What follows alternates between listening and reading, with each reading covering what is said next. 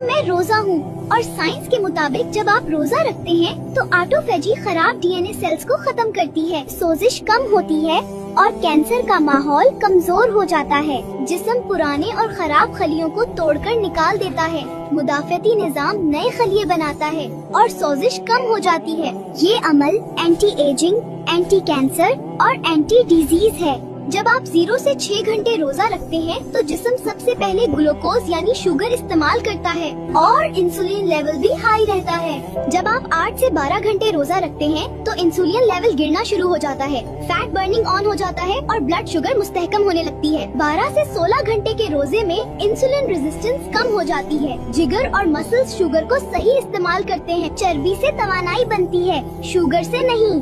रोजा डायबिटीज और type 2 diabetes को कंट्रोल करने का मजबूत जरिया है।